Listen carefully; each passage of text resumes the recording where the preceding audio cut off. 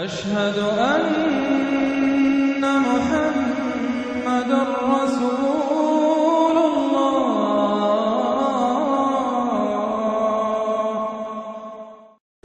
کہ منہج انقلاب محمدی کے دو حصے ہیں۔ اوپر کا حصہ ٹکراؤ، تصادم، وہ سب کو معلوم ہے، غزوہ بدر، غزوہ احد، غزوہ احزاب، فلاں فلاں کس کو نہیں معلوم؟ لیکن اکبر الآبادی کا بڑا پیارا شعر ہے، خدا کے کام دیکھو بعد کیا ہے اور کیا پہلے ہے، نظر آتا ہے مجھ کو بدر سے غار حرا پہلے۔ کہانیاں تھیں جو سوچ و بچار تھا، پھر اس نے 12 برس تک مکے میں جو دعوت، تبلیغ، تربیت، تزکیہ، تعلیم، تنظیم، یہ کام کیا ہے، یہ ہے جس کا نتیجہ سامنے نظر آتا ہے۔ چاہے تمہارے جسم کے ٹکڑے اڑا دیں، تم نے ہاتھ نہیں اٹھانا۔ یہ ارادہ آسان کام ہے کوئی؟ بلی کو بھی آپ گھیر لیں اگر کسی کونے میں تو وہ آپ پر حملہ کر دے گی۔ ڈیسپریٹ آدمی 2-3 کو مار کر مرے گا، ایسے نہیں مر سکتا آدمی۔ آدمی بڑی شے ہے، لیکن اجازت نہیں ہے۔ یہ تیاری جو کرائی ہے محمد رسول اللہ نے، تو ایک ہے تصادم کا مرحلہ اور ایک ہے تصادم کے لیے آدمی تیار کرنا۔ آدمی فراہم کیسے کرے، تیار کیسے کرے، اس کو میں نے قرار دیا ہے منہج انقلاب نبوی کی اساسی منہاج۔ ایک ہے تکمیلی منہاج، تصادم، ٹکراؤ، جنگ۔ اساسی منہاج ہے how to procure proper people, procurement of people and then their training, یہ ہے مسئلہ۔ اور اس کا مرکز و محور قرآن ہے۔ اگلی سورہ، سورہ جمعہ، اسی سے بحث کر رہی ہے۔ یوں سمجھ لیجئے کہ بعثت محمدی کا مقصد، اس کے لیے تصادم کے مراحل، یہ سورہ صف میں، لیکن اس کے لیے مردان کار کی تیاری کا عمل سورہ جمعہ میں۔ بسم اللہ الرحمن الرحیم، یسبح للہ ما فی السماوات وما فی الارض الملک القدوس العزیز الحکیم، هو الذی بعث فی الامیین رسولا منہم یتلو علیہم آیاتہ ویزکیہم ویعلمہم الکتاب والحکمہ۔ اب دیکھیے آپ، جیسے وہ آیت 3 دفعہ آ چکی تھی، یہ چوتھی مرتبہ آ رہی ہے۔ وہ بنیادی طریقہ کار کیا تھا؟ قرآن کی تلاوت۔ قرآن اس مقناطیس کے مانند تھا کہ جس کے اندر جس کی روح بیدار ہے اس کو کھینچ لے گا۔ یہ ہے آپ کا آلہ دعوت۔ اب آپ کے پاس وہ آ گئے جو سلیم الفطرت، کسی درجے میں سلام، جن کی زیادہ سلیم الفطرت اور زیادہ جو ہے وہ فوراً آ گئے۔ کچھ کو تھوڑا سا وقت لگا، پھر کچھ اور وقت لگا، کچھ اور وقت لگا، تو 12 برس میں مکے کی جو ہے وہ ہانڈی کے اندر پوری طرح بلو کر نکال لیا گیا۔ اور جو نکالا پھر ان کی تربیت، ان کی تعلیم اسی کتاب سے، حکمت قرآن پر بیس کر رہا ہے سارا پروسیس۔ تربیت بھی قرآن سے، تزکیہ بھی قرآن سے، دعوت بھی قرآن سے، تذکیر بھی قرآن سے، تبشیر بھی قرآن سے، انذار بھی قرآن سے۔ تذکیر، انذار، تبشیر، اس سے دعوت ہو گئی، اور شفاء لما فی الصدور، دل کے اندر کی جو روگ ہے ان کا علاج۔ یہ دل کا روگ ہے کیا؟ دنیا کی محبت، اللہ خیر صلی اللہ، مال کی محبت، اولاد کی محبت، سب کیا ہے؟ ہاتھی کے پاؤں میں سب کے پاؤں دنیا کی محبت۔ یہ قرآن نکال دیتا ہے۔ هو الذی بعث فی الامیین رسولا منہم، وہی ہے جس نے بھیجا، اٹھایا امیین میں سے ایک رسول، انہی میں سے۔ یتلو علیہم آیاتہ، ان کو پڑھ کر سناتا ہے اللہ کی آیات، یہ وہ مقناطیس۔ ویعلمہم الکتاب والحکمہ، ان کو تعلیم دے رہا ہے کتاب اور حکمت کی۔ ویزکیہم ویعلمہم الکتاب، وہ تزکیہ کر رہا ہے۔ تلاوت آیات کے ذریعے سے غلط نظریات ختم ہوئے، غلط نظریات ختم ہوئے۔ ان غلط نظریات پر جن ہمارے اعمال کی بنیاد تھی، ہر عمل کے پیچھے کوئی نظریہ ہے، کوئی ویلیو ہے جو آپ کے ذہن میں ہے، جس کے تحت آپ کوئی بھاگ دوڑ کر رہے ہیں، کوئی عمل کر رہے ہیں۔ وہ ویلیو غلط ہے تو عمل غلط ہوگا، ویلیو صحیح عمل صحیح ہوگا۔ قرآن نے ویلیو آپ کی صحیح کر دی، تو گویا کہ اب یہ برے اعمال، بری عادات، یہ جیسے پت جھڑ میں پتے جھڑ جاتے ہیں، خود ہی جھڑ جائیں گے، کیسے رہیں گے؟ اندر سے غذا ہی نہیں مل رہی، اندر تو جڑ ختم ہو گئی ان کی۔ یہ ہے تزکیہ۔ اور پھر تعلیم کتاب و حکمت، اب انہیں سکھاؤ، احکام دو، اور بڑی گہری بصیرت والی باتیں بھی سکھا، وہ سب کے لیے نہیں ہے۔ اس کو وہ کہتے ہیں جیسے کہ ہمارے ہاں عربی مدارس میں بھی اب ہے شعبہ تخصص، خارج التحصیل تو تم ہو گئے، اب تخصص کرو۔ یہ اصل میں تعلیم حکمت جو ہے یہ محمد رسول اللہ کی تعلیم کا اور تربیت کا شعبہ تخصص ہے، یہ سب کے بس کا روگ نہیں۔ وَمَن يُؤْتَ الْحِكْمَةَ فَقَدْ أُوتِيَ خَيْرًا كَثِيرًا يُؤْتِي الْحِكْمَةَ مَن يَشَاءُ وَمَن يُؤْتَ الْحِكْمَةَ فَقَدْ أُوتِيَ خَيْرًا كَثِيرًا۔ یہ اللہ تعالیٰ کسی کسی کو صلاحیت دیتا ہے۔ وَإِن كَانُوا مِن قَبْلُ لَفِي ضَلَالٍ مُبِينٍ، اور یقیناً اس سے پہلے تو وہ کھلی گمراہی میں تھے۔ وَآخَرِينَ مِنْهُمْ، اور محمد کو بھیجا ہے اللہ نے صرف امیین کے لیے نہیں، اوروں کے لیے بھی جو ہے تو انہی میں سے پوٹینشلی لما يلحقوا بهم، ابھی ان میں شامل نہیں ہوئے۔ حضور سے ان کے بارے میں پوچھا گیا، حضور نے مجلس میں بیٹھے ہوئے تھے، سلمان فارسی ان کے کندھے پر ہاتھ رکھا، فرمایا حکمت اگر سریا پر بھی ہوگی تو اس کی قوم کا کوئی شخص اسے لے آئے گا۔ اور کم سے کم یہ کہ تمام جو حنفی مسلمان علماء وہ سمجھتے ہیں کہ اس حضور کی حدیث کا مصداق امام ابو حنیفہ ہے رحمۃ اللہ علیہ۔ بہرحال اس میں کوئی شک نہیں کہ ایرانی قوم جو ہے بحیثیت مجموعی بہت ذہین فتین، فلاسفر ایک سے ایک بڑھ کر، متکلم سارے کے سارے ایرانی ہیں۔ یہ ساری چیزیں ان کے ہاں فلسفہ منطق دو چیزیں کی گھٹی میں، 3 مراکز رہے ہیں دنیا میں فلسفہ اور منطق کے، ہندوستان، ایران، یونان، 3 ہے۔ نمبر 2 پہ جرمنی آ جائے گا، اس لیے کہ وہ بھی ایرینز ہیں، یہ ایرینز ہیں، یہ حام کی نسل ہے میری تحقیق کے مطابق۔ اللہ تعالیٰ نے سام کی نسل کو چن لیا نبوت کے لیے، حام کی نسل کو چن لیا حکمت کے لیے۔ یہ میری رائے ہے، یہ صرف میرے اسٹریک تھاٹس ہیں، یہ کوئی یوں نہ سمجھیے، لیکن بہرحال میں اب آخری جو چیزیں بھی میرے پاس ہیں وہ بھی میں آپ کو اس دورہ ترجمہ قرآن میں دے رہا ہوں۔ وَآخَرِينَ مِنْهُمْ لَمَّا يَلْحَقُوا بِهِمْ، میرے نزدیک اس آیت کی صحیح تعبیر کیا ہے کہ ایک نیوکلیس، جیسے کہ اسٹرکچر آف ایٹم ہے، ایک نیوکلیس ہے، اس میں پروٹونز ہوتے ہیں، اور بھی بڑی بلائیں ہوتی ہیں، اب تو ایک سے ایک نکلی آ رہی ہیں۔ جب ہم نے فزکس پڑھی تھی تب یہ تھا کہ ایک نیوکلیس ہے، اس میں پروٹونز ہیں، پازیٹیو چارج ہے، اور پھر یہ ادھر جو ہے وہ اب جو الیکٹرانز چل رہے ہیں دائرے میں، بڑا ایٹم جو ہے وہ بہت سے دائروں میں۔ تو نیوکلیس اس امت کا امیین، بنو اسماعیل اور ان کے تابع اہل عرب مشرکین، یہ نیوکلیس۔ پھر سب سے پہلے ایرانی آ گئے، پہلا جو ہے الیکٹران ایرانیوں کا ہے۔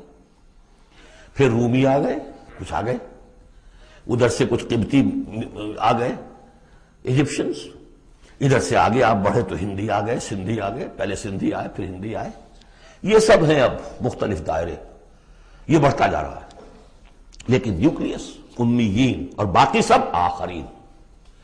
امیین میں سے چونکہ خود حضور تھے لہذا ان پر اتمام حجت آخری درجے میں ہو گئی، لہذا ان کے لیے کوئی رعایت نہیں تھی، اگر ایمان نہیں لائیں گے تو قتل کر دیے جائیں۔ یہ سورہ توبہ میں ہم پڑھ چکے ہیں۔ آخرین کے لیے رعایت یہ ہے کہ چاہیں تو اسلام لائیں چاہیں تو نہ لائیں، یہودی رہیں، عیسائی رہیں، کوئی رہیں، مجوسی رہیں، ہندو رہیں، سکھ رہیں، پارسی رہیں، جو چاہیں رہیں، لیکن نظام اسلام کا ہوگا، غلبہ اللہ کا ہوگا، دین ہم قائم کریں گے، تم رہو اپنے طور پر جو ہندو رہو، جو چاہو رہو۔ وآخرین منہم لما یلحقوا بہم وہو العزیز الحکیم، اور وہ عزیز ہے اور حکیم ہے۔ ذالک فضل اللہ یؤتیہ من یشاء، یہ اللہ کا فضل ہے، وہ دیتا ہے جسے چاہتا ہے، اللہ کا فضل ہے۔ اس فضل کے بڑے درجے ہیں، سورہ بنی اسرائیل میں آیت پڑھی، ان فضلہ کان علیک کبیرا، حضور سے خطاب ہے، سب سے بڑا فضل، سب سے بڑا فضل، سب سے بڑا فضل اس پوری کائنات میں محمد رسول اللہ پر ہوا۔ اگرچہ ان کا فضل کس طور سے ہوا ہے وہ آپ دیکھ لیجئے، ماریں پڑی ہیں، پتھراؤ ہوا ہے، خون کے دھارے چھوٹے ہیں۔ اللہ کا فضل جو ہے دنیا میں وہ ناز و نعام نہیں ہے، عیش نہیں ہے، آرام نہیں ہے۔ جس میں سب سے بڑا فضل تھا اسے یتیم پیدا کیا، پوستھیومس، پیدا بھی ہوا باپ کے فوت ہونے کے بعد، بالکل مفلس قلاش۔ وہ تو مادائی حلیمہ کو کوئی اور بچہ ملا نہیں تھا تو قرۂ فال بنا میں من دیوانہ زدن ہو گیا معاملہ، ورنہ لوگ چاہتے تھے اچھے کھاتے پیتے گھرانوں کے بچے لیتے تھے، یتیم کو کون لے جائے گا؟ لیکن وہ یتیم پھر کیا بنا؟ در یتیم. وَوَجَدَكَ ضَالًّا فَهَدَىٰ وَوَجَدَكَ عَائِلًا فَأَغْنَىٰ أَلَمْ يَجِدْكَ يَتِيمًا فَآوَىٰ. پھر جو کچھ ہوا ہے سخت، آپ کا جو نوجوانی کا دور ہے سخت مشقت مزدوری. آپ کہتے ہیں میں قریش کی بھیڑیں بکریاں چند ٹکوں کی مزدوری پر چلایا کرتا تھا. قراریت، درہم و دینار نہیں، قراریت ٹکے کیسے؟ بہرحال یہ دنیا کا معاملہ اور ہے. فرمایا وَآخَرِينَ مِنْهُمْ لَمَّا يَلْحَقُوا بِهِمْ وَهُوَ الْعَزِيزُ الْحَكِيمُ ذَلِكَ فَضْلُ اللَّهِ. یہ میں بیان کر رہا تھا فضل کبیر بلکہ فضل اکبر تو ہوا حضور پر. پھر جو بھی محمد کے دامن سے وابستہ ہو گیا بہت بڑا فضل ہے. چاہے اللہ نے ہمیں پیدائشی طور پر یہ فضل دے دیا ہے، ہم اس فضیلت کا قدر نہ کریں اور وہ پھر راندہ درگاہ حق ہو جائے وہ دوسری بات ہے. اللہ نے تو دیا. بل اللہ یمن علیکم ان ہداکم للایمان، تمہیں اس راستے پر ڈال دیا ہے اللہ کے بندو، تمہیں پیدا کیا وہاں جہاں تم نے پیدا ہوتے کال میں اذان سنی ہے اور دوسرے کال میں اقامت سنی ہے. اس سے بڑا فضل کیا ہوگا؟ لیکن تم نے اس کی ناقدری کی تو یہ دوسرا بات ہے. ذالک فضل اللہ یؤتیہ من یشاء واللہ ذو الفضل العظیم. اللہ بڑے فضل والا ہے. لیکن یہ کہ اب یہ جو پروسیس تھا، جو محمد رسول اللہ کا اعلی انقلاب تھا، قرآن، اب محمد تو جا رہے ہیں صلی اللہ علیہ وسلم، یہ پروسیس آگے کون جاری رکھے گا؟ نبی تو کوئی آ رہا نہیں. لہذا حضور نے کہا خطبہ حجۃ الوداع میں قد ترکت فیکم ما ان تمسکتم بہ او اعتصمتم بہ لن تضلوا ابدا کتاب اللہ. میں چھوڑ کر جا رہا ہوں. یہ محمد کے قائم مقام ہے یہ قرآن. یہ عصائے موسیٰ سے 100 گنا بڑا معجزہ ہے. عصائے موسیٰ صرف موسیٰ کے ہاتھ میں تھا تو معجزہ تھا، بعد میں تو وہ لٹھیا کی لٹھیا ہے. اور کیا ہے؟ پڑا ہوگا کسی ٹرنک کے اندر شاید ہو اب بھی، جیسے کہ کہتے ہیں یہودی ہے لاٹھی ہے. اب وہ سانپ تو نہیں بنے گا کسی کے لیے. یہ معجزہ ہے جو ہر ایک کے ہاتھ میں آ سکتا ہے بشرطے کہ اس کا حق پہچانے، اس کا حق ادا کرے، اس کی قدر و قیمت کو جانے. افبہذا الحدیث انتم مدہنون وتجعلون رزقکم انکم تکذبون. اس کے ساتھ تمہارا یہ معاملہ ہے، یہ مداہنت ہے. دنیا بھر کی زبانیں سیکھ لو، دنیا بھر کے علوم سیکھ لو، اتنی عربی نہیں کہ قرآن مجید کو براہ راست سمجھ سکو. اور اگر یہ قرآن تمہیں پوزیس کر لے گا تو خدا کی قسم کھا کر کہتا ہوں کہ کسی اور کام میں دل نہیں لگے گا آپ کا. یہ کیا کام ہے؟ گھس گھس گھس گھس گھس کر کے تنخواہ ہو گئی 30,000 40,000 50,000 تنخواہ لے کے آ گئے. بس یہی ہے. Were you created for that? ابراہیم بن ادھم کا آپ نے سنا ہوگا نام. بادشاہ تھے کسی علاقے کے، شکار پر گئے ہوئے تھے تو وہاں کہیں آواز انہیں سنائی دی، کسی فرشتے کی تھی یا یہ کہ خود ان کے اپنے دل کی آواز تھی. یا ابراہیم لہذا خلقت ام لہذا امرت. اے ابراہیم سوچو، کیا اس کام کے لیے تمہیں پیدا کیا گیا تھا؟ کیا تم اس کام کے لیے پیدا کیے گئے تھے اور تمہیں اس کام کا حکم ہوا تھا شکار کھیلو جا کر؟ بس وہی سے کایا پلٹ ہوئی. تو سوچنے کی بات ہے. اب ترتیب بتا رہا تھا اصل میں، ورنہ بات لمبی ہو جائے گی، کہ اب یہ قرآن کے بارے میں تمہارا طرز عمل کیا ہوگا. تصویر دکھائی جا رہی ہے پھر سابقہ امت کی، انہیں بھی ہم نے دی تھی کتاب تورات. مثل الذین حملوا التوراۃ ثم لم يحملوها كمثل الحمار يحمل اسفارا. مثال ان لوگوں کی جو حامل تورات بنائے گئے پھر وہ اس کے حامل ثابت نہ ہوئے. اور حمل میں خاص ایک بات ہے، حمال کسے کہتے ہیں؟ بوجھ اٹھا کر ایک جگہ سے دوسری جگہ لے کر جانا، حمال اسے کہتے ہیں. اسر اور حمل میں نے فرق بتایا تھا آپ کو سورہ بقرہ جب پڑھ رہے تھے آخری کا، کہ اسر وہ بوجھ ہے جس کے نیچے انسان دب کر رہ جائے، چل نہ سکے، اسر ہے. اور حمل وہ ہے جس کو لے کر چل سکے. اب عورت کا بھی حمل ہوتا ہے، وہ لے کر چلتی ہے. بہرحال جب ایڈوانس پریگننسی ہوتی ہے دکھ تو ہے، تکلیف ہے، وہنن علی وہنن تو ہے، چل سکتی ہے. اس لیے حمال ہے، وہ لے کے جا رہا ہے. تو حملوا التوراۃ، یہ اللہ تعالیٰ جس کو یہ کتاب دیتا ہے، حامل بناتا ہے، اس کے ذمے سے پہنچاؤ. لتبیننہ، تمہارا فرض ہے اسے واضح کرو، اسے عام کرو. یا اہل القرآن، حضور نے فرمایا ہے قرآن والو لا تتوسد القرآن، قرآن کو تکیہ نہ بنا لینا. ایک ذہنی سہارا ہمارے پاس اللہ کی کتاب ہے. 40 من سونا ہم نے لگا دیا ہے اس قرآن کو تاروں سے لکھنے پر. معلوم ہے آپ کو، رکھا ہوا ہے ہمارے ہاں ایوبی دور کی یادگار. لاہور میں جو اسمبلی چیمبر کے باہر جو ہے، یہ دیکھ لیجیے. میں نے تو آج تک نہیں دیکھا. مجھے تو یہ قرآن بہت اچھا لگتا اپنا. جامع جم سے یہ میرا جامع صفات اچھا ہے، بشرطے کہ اس قرآن کے ساتھ آپ کا تعلق ہو ذہنی اور قلبی اور روحانی. بہرحال قرآن مجید کے حامل بنائے گئے تھے اس لیے کہ اوروں تک پہنچاؤ. ثم لم يحملوها، انہوں نے نہیں اٹھایا. کمثل الحمار، ان گدھوں کے مانند ہیں. یحمل اسفارا، جو کتابوں کا بوجھ پھر اٹھائے پھر رہا. مکالمات فلاطون بھی لکھ دیجئے آپ، باندھ کر گشڑی رکھ دے، انسائکلوپیڈیا برٹانیکا پورا رکھ دے، گدھے کو کیا فائدہ اس سے. مثل القوم الذین کذبوا بآیات اللہ، مثال اس قوم کی جس نے اللہ کی آیات کو جھٹلایا. بے صاحب بہت بری ہے. اب یہ جھٹلانا میں پہلے واضح کر چکا ہوں سورہ واقعہ پڑھتے ہوئے. یہ جھٹلانا ہے، یہ ہمارا قرآن کو جھٹلا رہے ہیں ہم اپنے عمل سے.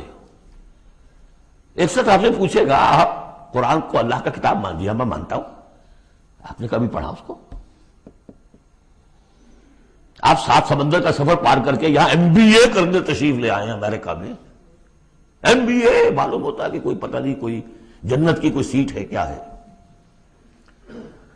قرآن آپ نے نہیں پڑھا تو کیسا ایمان ہے آپ کا قرآن پر؟ کیا جواب دیں گے؟ تکذیب کر رہے ہیں اپنے عمل سے. بئس مثل القوم الذین کذبوا بآیات اللہ واللہ لا یہدی القوم الظالمین. اللہ ایسے ظالموں کو زبردستی تو ہدایت نہیں دیتا. اللہ کی ہدایت ایسی گھٹیا شے تو نہیں ہے، اتنی حقیر شے تو نہیں ہے. اب دیکھیے 4 آیتیں، یہ یہاں پر بھی 4 4 جمع 3 کی تقسیم ہے. 4 آیتیں پوری ہو گئی تھی. حضور کی بعثت 2 میں ہے. امیین نیوکلیس ہے، آخرین سب الیکٹرانز ہیں اس کے چاروں طرف. یہ ملٹی نیشنل امت ہے. ملٹی نیشنل فرمز تو آپ کو معلوم ہے، ملٹی نیشنل. جبکہ سابق جو امت تھی بنی اسرائیل، وہ یونی ریشیل، ایک نسل کی. یونی ریشیل، یونی نیشنل، یہ multi racial, multi national. Hindi بھی، فارسی بھی، ایرانی بھی، ترک بھی، چینی بھی. اب تو دنیا کا میں نہیں سمجھتا کہ کوئی قوم رہ گئی ہو، کوئی نسل رہ گئی ہو جس میں کچھ نہ کچھ مسلمان موجود نہ ہوں. اور دوسری بات یہ کہ حضور کا بنیادی کیا ہے؟ اعلی دعوت، اعلی تربیت، جس سے کہ مردان کار تیار کیے جو جہاد اور قتال کریں گے، وہ ہے قرآن.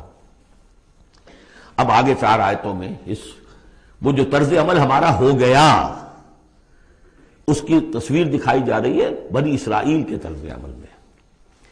مثل الذین حملوا التوراۃ ثم لم يحملوها كمثل الحمار يحمل اسفارا بئس مثل القوم الذین كذبوا بآیات اللہ واللہ لا يهدی القوم الظالمین.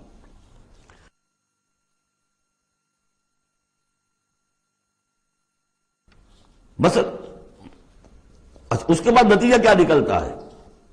جو آیات الہیہ سے رشتہ ٹوٹے گا تو سہارا کیا چیز رہ جائے گی؟ ہم تو اللہ کے چہیتے ہیں، لاڈلے ہیں. ہمیں تو جہنم میں کوئی جھونک ہی نہیں سکتا. جھونکے گا بھی تو دوسروں کی آنکھ میں دھول جھونکنے کے لیے چند دن کے لیے، ہمیں بھی ڈال کے فوراً نکال لیں. اللہ کو بھی چوری کرنی ہے، خیانت کرنی ہے، ہمارے لیے کرنی ہے. اور ہم جیسے بھی کچھ ہیں، جو بھی کچھ ہیں، زانی ہیں، شرابی ہیں، جو بھی کچھ ہیں، لیکن تیرے محبوب کی امت میں، جب تیرے محبوب کی امت میں ہے، سیلویشن از گارنٹیڈ. شفاعت تو ملنی ہی ملنی ہے. بہت زیادہ کرنا ہے تو کسی بزرگ کی مزار پہ دیگے بھی چڑھا ہے، بس اور کیا رہ گیا. یہ ہے وہ سارا معاملہ، یہ ہے وہ امانی، یہ ہے وہ من گھڑت خیالات، یہ ہے وہ وشفل تھنکنگ سے جو عقیدوں کی شکل بن جاتی ہے، جس کی وجہ سے عمل سے. وہ جو اقبال نے کہا کہ پتہ نہیں نام کیا ہے اس کا، خدا فریبی کہ خود فریبی، عمل سے فارغ ہوا مسلمان بنا کے تقدیر کا بہانہ. وہ تقدیر کی بجائے آپ یہاں یہ عقائد جوڑ لیجئے تو پھر عمل کی کیا ضرورت ہے؟ بے وقوف ہوگا جو عمل کرے، رشوت نہ لے، عیش نہ کرائے بچوں کو، بے وقوف ہے، احمق ہے، پاگل ہے۔ قل یا ایھا الذین ھادوا ان زعمتم انکم اولیاء للہ من دون الناس، کہہ دیجئے اے نبی، اے وہ لوگوں جو یہودی ہو گئے ہو، اگر تمہارا واقعی یہ گمان ہے کہ تم اللہ کے دوست ہو اور اللہ تمہارا دوست ہے۔ ان زعمتم، زوم کا لفظ اردو میں بھی بولتے ہیں خیال خام کے لیے، بڑا زوم ہو گیا اسے۔ ان زعمتم، اگر تمہیں یہ خیال خام لاحق ہو گیا ہے، انکم اولیاء للہ من دون الناس فتمنوا الموت ان کنتم صادقین، یہ سورہ بقرہ میں آ چکا مضمون۔ اگر ایسے واقعی خیال ہے تو تمہیں موت کی تمنا کرنی چاہیے۔ دوست سے ملنے کی آرزو ہوتی ہے یا ہجر کی؟ وصال چاہیے یا ہجر چاہیے؟ ولا یتمنونہ ابدا بما قدمت ایدیہم، یہ ہرگز تمنا نہیں کر سکتے موت کی۔ کیوں؟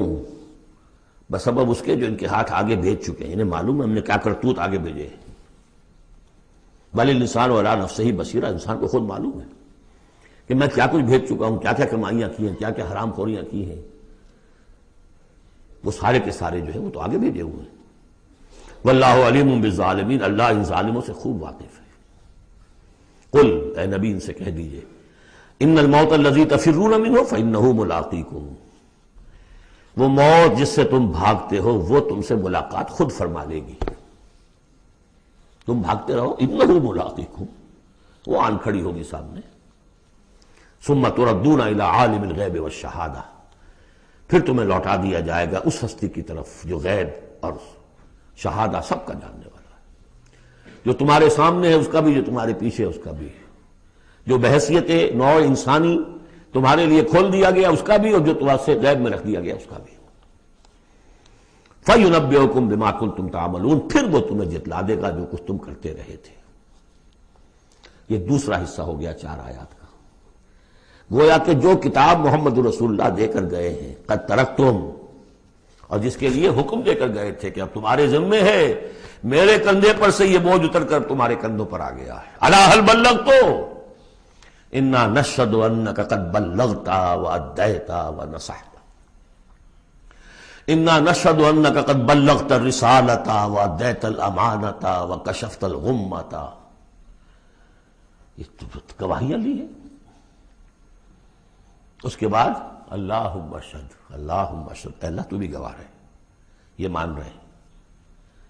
اور پھر فَلْيُبَلِّغِ الشَّاهِدُ الْغَائِبَ، ایک سائی آف ریلیف، میرے کندھے پر جو بوجھ تھا، اِنَّا سَنُلْقِي عَلَيْكَ قَوْلًا ثَقِيلًا، کل یہ آیت ہم نے پڑھنی ہے، آج وہ بوجھ میرے کندھے سے اتر گیا لیکن تمہارے کندھوں پر آ گیا۔ مجھے تو صرف امیین تک یہ فرض براہ راست انجام دینا تھا، تمہیں پوری نوع انسانی تک انجام دینا ہے۔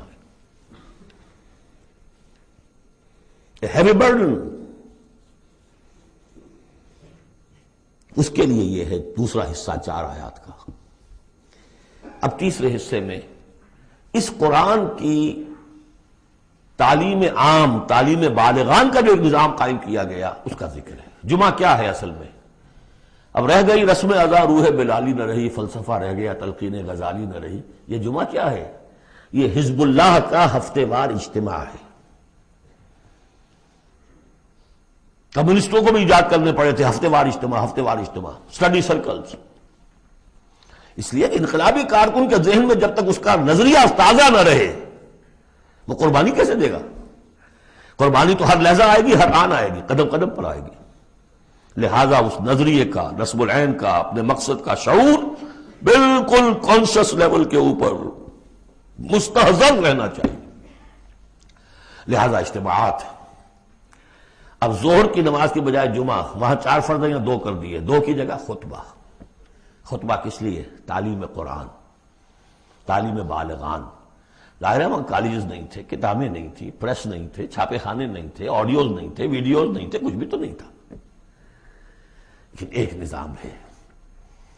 ہفتے میں 1 دن ایسا نکال لو، اگرچہ پورا دن نہیں چاہیے، یوم سبت کی طرح نہیں ہے، نہاؤ دھو، اچھے کپڑے پہنو، خوشبو لگاؤ، آؤ مسجد میں چل کر، پہلی گھڑی میں آ جاؤ گے تو اتنا ثواب ہوگا جتنا کہ ایک اونٹ کی قربانی کا۔ ہم نے آنکھوں سے دیکھا ہوا بچپن میں 7-8 بجے کے قریب مسجدوں کے اندر ہجوم ہوتے تھے، لوگ پہنچ جاتے تھے گاؤں سے، اس لیے گاؤں میں جمعہ ہوتا نہیں تھا۔ اب تو ایک خاص مسلک ہمارے ہاں جو آیا اہل حدیث حضرات کا، انہوں نے 4 آدمیوں پہ بھی جمعہ کھڑا کر دیا، تو اب خام خواہ کاہے کو جائے گا کوئی آدمی شہر کے اندر؟ پہلے تو یہ تھا کہ جو مسئلے جامع نہ ہو، جو ایک شہر نہ ہو جس کے اندر کہ کوئی حکومت کا ایک بڑا افسر نہ رہتا ہو، تو اس کے بغیر جمعہ نہیں ہوتا۔ پھر ان مسئلوں کو چھوڑ دیجئے، آئیے جمع ہوئیے، کوئی نائب رسول منبر رسول پر کھڑے ہو کر وہی عمل کرے، یتلو علیہم آیاتہ ویزکیہم ویعلمہم الکتاب والحکمہ، تاکہ یہ پروسیس اب ابدی ہو جائے امت کے اندر۔ اس لیے جمعے کی یہ اہمیت ہے کہ فرمایا گیا کہ 3 جمعے بھی چھوڑ دو گے بغیر عذر کے لَيَخْتِمَنَّ اللَّهُ عَلَىٰ قَلْبِهِ، اس شخص ایسے شخص کے دل کے اوپر اللہ تعالیٰ مہر کر دیتا ہے۔ لیکن بات یہ ہے کہ وہ ساری حکمت ختم، وہ مقصد ختم، نہ وہ مقصد ہے، رہ گئی رسم اذاں روح بلالی نہ رہی، اور فلسفہ رہ گیا تلقین غزالی نہ رہی۔ جمعہ ہے پھر بھی کھڈر بتا رہے ہیں عمارت عظیم تھی، اب بھی جو اہتمام ہوتا ہے جمعے کے لیے کھنڈر ہی صحیح، لیکن بتا رہے ہیں کہ یہ کتنی بڑی عظیم عمارت تھی۔ بس اب ترجمہ کر لیجئے، وقت بہت کم ہے، جو اس کا ربط ہے وہ میں نے بیان کر دیا۔ یا ایھا الذین آمنوا اذا نودی للصلاۃ من یوم الجمعۃ فاسعوا الی ذکر اللہ وذروا البیع، اے ایمان والو جب تمہیں پکارا جائے نماز کے لیے جمعے کے دن، یعنی جمعے کی نماز کے لیے، تو لپکو اور دوڑو، ہر طرح کے کاروبار کو چھوڑ کر اللہ کے ذکر کی طرف، اور چھوڑ دو کاروبار۔ اور یہاں ذکر سے مراد نماز تو ذکر ہے ہی، اصل میں خطبہ ہے۔ ذالکم خیر لکم ان کنتم تعلمون، یہی تمہارے لیے بہتر ہے اگر تم علم رکھتے ہو۔ فاذا قضیت الصلاۃ فانتشروا فی الارض وابتغوا من فضل اللہ، یہودیوں کا جو یوم سبت والی وہ سختی نہیں ہے، صبح کا زیادہ وقت تو مطلوب ہے کہ لگے اس کام میں، لیکن جمعے کے بعد پھر آپ جائیں اپنے کام میں لگیں۔ یہی میں نے کہا تھا نواز شریف صاحب سے کہ آپ کو جمعے کی آدھی چھٹی کرنی ہے تو بعد کی چھٹی کیجئے، پہلے کی چھٹی کیجئے، بعد میں لوگوں کو دفتر بلا لیجئے، کام کرائیے ان سے، قرآن کے مطابق تو وہ ہوگا۔ جب نماز ادا ہو چکے اب تم زمین میں منتشر ہو سکتے ہو، جاؤ اللہ کا فضل تلاش کرو، ابتغوا من فضل اللہ واذکروا اللہ کثیرا لعلکم تفلحون، اور اللہ کو یاد کرو کثرت سے تاکہ تم فلاح پاؤ۔ وَإِذَا رَأَوْا تِجَارَةً، اب یہ دیکھیے یہ بھی کمزوری آ گئی جو مسلمانوں کے اندر ایک پیدا ہوئی تھی، اس کا طرف اشارہ کر دیا گیا اس صورت میں بھی۔ جب انہوں نے دیکھا کوئی تجارت کا معاملہ یا کوئی اور کھیل کود، انفضوا الیہا، تو خاص منافقین جو تھے وہ دوڑ کے چلے جاتے تھے، وترکوک قائما، اور آپ کو چھوڑ جاتے تھے کھڑے ہوئے۔ اور اس لیے کہ عام خیال یہ ہے کہ عام طور پر پہلے جو ہے خطبہ جیسے عیدین میں بعد میں ہوتا ہے، ایسے ہی جمعے کا خطبہ بھی بعد میں ہوتا ہے، سمجھا انہوں نے نماز تو ہو گئی چلو۔ فرمایا نہیں، قل ما عند اللہ خیر من اللہو والتجارہ، ان سے کہہ دیجئے جو اللہ کے پاس ہے وہ کہیں بہتر ہے اس کھیل کود سے بھی، تجارت سے بھی۔ واللہ خیر الرازقین، اور اللہ بہترین رزق عطا کرنے والا ہے۔